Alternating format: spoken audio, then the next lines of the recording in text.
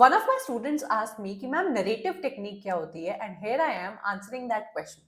आपने कई लोगों को कहानी बताते हुए देखा होगा। कोई लोग कहानी डायरेक्टली स्ट्रेट अवे बताना स्टार्ट कर देते हैं कि एक राजा था, उसकी एक रानी थी। वहीं कुछ लोग आपको कहानी बताते हैं फ्लैशबैक्स के जरिए कि एक बार ना मेरे बचपन में मेरे साथ एक ऐसा हुआ था, देन उस इंसिडेंट ने मेरे जीवन पे ऐसा प्रभाव डाला। इसको हम लोग बोलते हैं नरेटिव टेक्निक। मतलब कि किसी भी कहानी को जो भी बताने का तरीका होता है उसको हम लोग नरेटिव टेक्निक बोलते हैं। एंड इंग्लिश में अगर हम लोग बोलो तो the way we tell a story is known as your narrative technique. अब अगर एग्जाम के पॉइंट ऑफ व्यू से हम लोग जानने की कोशिश करेंगे तो सिर्फ डेफिनेशन से काम नहीं चलेगा, आपको जानने पड़ेंगे नरेटिव टेक्निक्स के कई सारे टाइप्स एंड ये भी जानना पड़ेगा कि इस पर्टिकुलर छोटे से टॉपिक से क्वेश्चंस कैसे बनते हैं। तो आइए आज की इस वीडियो को स्टार्ट करते हैं। नरेटिव टेक्निक का सबसे पहला जो टाइप है उसको हम लोग कहते हैं point of view technique. Point of view का मतलब ही होता है किसी के नजरिए से या उसके पर्सपेक्टिव से कहानी को बताना। आप लोग आजकल इंस्टाग्राम पे कई रील्स देखते होंगे जहां पे पीओवी करके उसके बाद एक स्टेटमेंट लिखा होता है। कहने का मतलब होता है कि आप मेरी इस रील को इस पर्टिकुलर पॉइंट ऑफ व्यू के अकॉर्डिंग ही जज करो। इसी से हम लोग को समझ में आता है कि पॉइंट ऑफ व्यू टेक्निक जो होती है वो आपके किसी के नजरिए से बताई जाती है। नाउ व्हेन आई से किसी के, तो यहाँ पे किसी के में भी तीन कैटेगरीज आपकी बन जाती हैं। पहली फर्स्ट पर्सन नरेटिव, दूसरी second person narrative and third है आपकी थर्ड पर्सन नरेटिव। जो फर्स्ट पर्सन नरेटिव होती है वो आई के अकॉर्डिंग आपका नजरिया रखती है। देन आपकी जो सेकंड पर्सन नरेटिव होती है वो यू के अकॉर्डिंग नजरिया रखती है। वेयर एज आपका जो थर्ड पर्सन नरेटिव होता है वो आपकी ही, शी, इट, दे के अकॉर्डिंग आपकी कहानी को बताता है। कहने का मतलब कि ये तीनों ही आई, यू एंड इट, दे के अकॉर्डिंग जिसका जो नजरिया होता है उसके नजरिए से आपकी पूरी कहानी को बताया जा रहा है। अगर मैं फर्स्ट पर्सन हूं और मैं एक कहानी लिखती हूं तो मेरे नजरिए से और मेरे थिंकिंग के अकॉर्डिंग आपको वो पूरी कहानी दिखाई देगी। वेयर एज कोई ऐसा थर्ड पर्सन है, जैसे हम लोग के इंग्लिश लिटरेचर में कई बार ऐसे क्वेश्चंस पूछे जाते हैं कि इस पर्टिकुलर कहानी का जो नरेटर है वो कौन है, वो एक थर्ड पर्सन नरेटिव है जो अपने नजरिए से किसी की कहानी को बताता है। इसको हम लोग कहते हैं पॉइंट ऑफ व्यू रखना। एंड इसी के साथ हम लोग का ये जो first person point of view narrative या फिर जो पॉइंट ऑफ व्यू टेक्निक है वो खत्म होता है। अब चलते हैं हम लोग सेकंड टेक्निक के ऊपर। तो सेकंड टेक्निक है हमारी डायलॉग टेक्निक। ये वर्ड से ही समझ में आ जाती है कि आपकी कहानी में चल रहे दो कैरेक्टर्स के बीच में जो वार्तालाप हो रही है, जो बातें हो रही है, जो कन्वर्सेशन हो रही है, उसके जरिए आपको कहानी जानने को मिलती है। When the two characters are talking to each other in a particular story, through their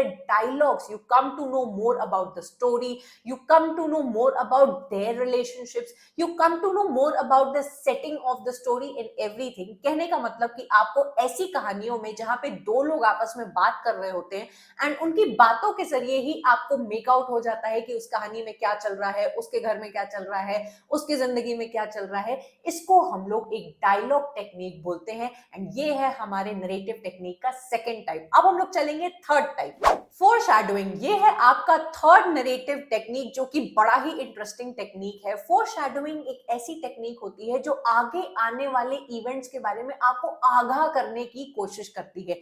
जैसे कि आप सब लोग ने ओम शांति ओम पिक्चर देखी होगी, उसमें जब सब लोग एक इनॉग्रेशन के लिए अंदर जा रहे होते हैं तो एक बूढ़ी सी औरत आएगी, वो बोलेगी कि अंदर मत जाना। मतलब कि उसके इस पर्टिकुलर स्टेटमेंट से हम लोग को पता लगता है कि आगे कुछ सस्पिशियस या मिस्टीरियस होने वाला है। इस टेक्निक को पसंद किया जाता है हॉरर मूवीज को दिखाने के लिए कि कुछ ऐसे इवेंट्स हम लोग को दिखाए जाते हैं जो अंदेशा देते हैं हम लोग को आगे आने वाले अकरिंग इवेंट्स के बारे में। इसको हम लोग कहते हैं फोरशैडोइंग टेक्निक। हमारी नरेटिव टेक्निक्स और भी कई सारे तरीके की आती हैं, जैसे फ्लैशबैक्स के भी बारे में हम लोग ने बात किया कि पुराने टाइम में आपको लेके जाना, वहां पे किसी चीज के बारे में हुई घटना का एक सिंबोलिज्म आपकी कहानी में आगे देना एंड और भी बहुत सारी टेक्निक्स। इतना आई गेस आपको समझ में आ गया होगा एंड इतना आपके लिए जानना बहुत जरूरी था, जो कि आपको आई गेस समझ में आ गया होगा। अब मेरे वीडियो देख रहे हो तो बिना क्वेश्चन किए तो जाओगे नहीं। तो यहाँ है आपके लिए कुछ क्वेश्चंस जिसके जरिए आपको पता लगता है कि कैसे नरेटिव टेक्निक में क्वेश्चन आते हैं। ये नेट में आया हुआ क्वेश्चन है आपके लिए, जहां पे आपसे सेल्फ कॉन्शियस नरेटर के बारे में पूछा जा रहा है। सेल्फ कॉन्शियस नरेटर एक ऐसा टाइप का नरेटर होता है जो आपके थिएटर का जो फोर्थ वॉल होती है उसको ब्रेक करने का काम करता है। अब आप सोच रहे होंगे कि मैम फोर्थ वॉल तो थिएटर में नहीं होती है, सिर्फ 3 ही वॉल्स होती हैं। तो अगर आप ध्यान से इस बात को समझने की कोशिश करेंगे, फोर्थ वॉल होती है आपके सामने की जगह जहां पे आपकी ऑडियंस बैठती है। यूजुअली आप कोई मूवी या थिएटर देखने जाते हो तो वहां पे आपका और आपके परफॉर्म करने वाले आर्टिस्ट के बीच में कोई कनेक्शन नहीं होता है, लेकिन इस क्वेश्चन के जरिए आपको यहाँ पे पूछा जा रहा है कि वो कौन सा नरेटर होता है जो आपकी अथॉरिटी को दिखाता है, वो आपके जो ऑडियंस होती है उनसे डायरेक्टली बात करने लगता है। कि क्या आपको समझ में आया? मैं अपने इस कहानी के जरिए आपको यही बताने की कोशिश कर रहा हूं। कहने का मतलब जो सेल्फ कॉन्शियस नरेटर होता है वो चौथी वॉल को थिएटर की ब्रेक कर देता है एंड डायरेक्टली आपकी ऑडियंस से बात करने की कोशिश करता है, which is a very intriguing kind of question. आइए दूसरा क्वेश्चन देखते हैं। अगले क्वेश्चन में जो आप देख सकते हैं पूछा गया है थॉमस मोर की यूटोपिया, जो कि एक बहुत ही फेमस वर्क है थॉमस मोर का, उसका नरेटिव पर्सपेक्टिव आपसे पूछा गया है कि इन चारों स्टेटमेंट को पढ़ के बताओ नरेटिव पर्सपेक्टिव के अकॉर्डिंग कौन सा यहाँ पे सही स्टेटमेंट बन जाता है। तो ये आपका आंसर है।